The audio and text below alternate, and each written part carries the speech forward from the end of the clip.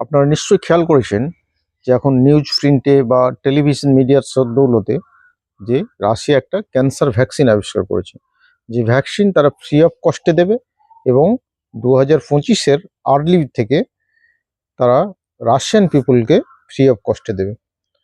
এবার আমরা এই ভিডিওতে যেটা আলোচনা করব সেটা হচ্ছে এই ক্যান্সার ভ্যাকসিনটা আসলে কি এবং এই ক্যান্সার ভ্যাকসিনের সাকসেস রেট কীরকম হবে। যদিও এটা আর্লি স্টেজে আছে বলা যে এর ভ্যাকসিনের সাকসেস রেট কী হবে, তবে রাশিয়া যেটা আবিষ্কার করেছে সেটা হচ্ছে এমআরএনএ ভ্যাকসিন এবং ইন্ডিভিজুয়ালাইজড ভ্যাকসিন। ধরুন আপনার লাং ক্যান্সার হয়েছে, আরেকজনের লাং ক্যান্সার হয়েছে, দুজনের লাং ক্যান্সার কিন্তু দুরকম। যেহেতু দুজনের ক্যান্সার বিভিন্ন রকমের, লাং ক্যান্সার কিন্তু বিভিন্ন রকমের, ফলে এই যে ক্যান্সার এরা যে অ্যান্টিজেন প্রেজেন্ট করে সেটাও কিন্তু ডিফারেন্ট টাইপস। সেজন্য রাশিয়া যেটা বের করেছে সেটা হচ্ছে ইন্ডিভিজুয়ালাইজড বা প্রত্যেকের জন্য আলাদা আলাদা ভ্যাকসিন।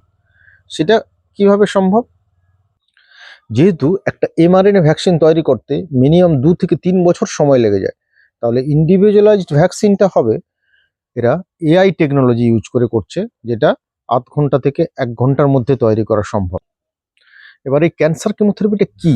এটা হচ্ছে কিন্তু আসলে একটা ইমিউনোথেরাপি। এই ইমিউনোথেরাপিতে প্রত্যেকের শরীরে দেখবেন একটা ইমিউন সিস্টেম আছে, সেই ইমিউন সিস্টেমকে হচ্ছে এডুকেট করা হয়।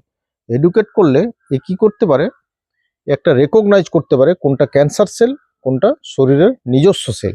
এবারে ক্যান্সার সেলকে কীরকম দেখতে হয়, একে যখন এডুকেট করা হলো তখন এই ক্যান্সার সেলের সঙ্গে বাইন্ড হয়ে ক্যান্সার সেলকে ডিস্ট্রাকশন বা ধ্বংস করতে পারে।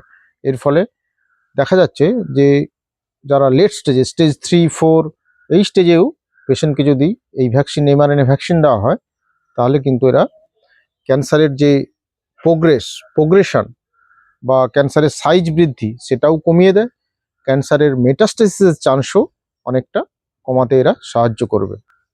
এবার হচ্ছে এই ক্যান্সার থেরাপি আমাদের ইন্ডিয়াতে কি সম্ভব?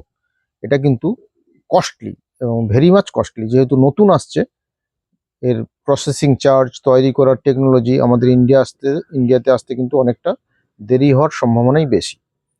এবার দেখুন এই যে ক্যান্সার কেমোথেরাপি আমাদের এখন ইন্ডিয়াতে, সেটা হচ্ছে সার্ভাইকাল ক্যান্সারের জন্য আমরা প্রিভেন্টিভ ভ্যাকসিন দিই, যেটা হচ্ছে হিউম্যান প্যাপিলোমা ভাইরাস ভ্যাকসিন।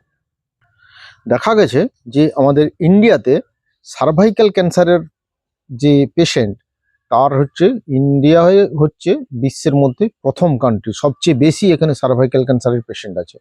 এই জন্য কিন্তু হিউম্যান প্যাপিলোমা ভাইরাস বা এইচপিভি ভ্যাকসিন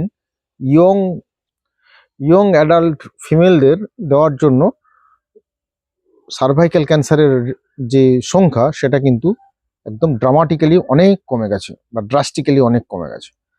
এছাড়া একটা আমাদের যেটা দেওয়া হয় সেটা হচ্ছে বিসিজি ভ্যাকসিন। বা বিসিজি ভ্যাকসিন কোন ক্ষেত্রে দেওয়া হয় না, যাদের আর্লি ব্লাডার ক্যান্সার থাকে তাদের ইন্ট্রাভেসাইকাল বিসিজি দেওয়া হয়, যে ব্লাডার ক্যান্সার রিকভারি বা ট্রিটমেন্টের জন্য। সেরকম আমেরিকারও বিভিন্ন ইউনিভার্সিটিতে, John Hopkins university, Stanford, others যে ইউনিভার্সিটি, বিভিন্ন ইউনিভার্সিটিতে কিন্তু এমআরএনএ ভ্যাকসিন নিয়ে বিভিন্ন ফেজ 2, ফেজ 3 ট্রায়ালে কিন্তু আছে বিভিন্ন ক্যান্সার নিয়ে।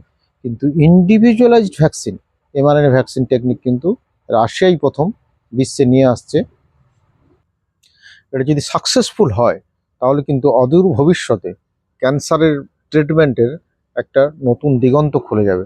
আমরা এখন যেমন কেমোথেরাপি, রেডিওথেরাপি প্রচুর পরিমাণে ইউজ করি, এই কেমোথেরাপি, রেডিওথেরাপির কিন্তু প্রায় শেষ হওয়ার পথে, এবং পেশেন্টের যে এত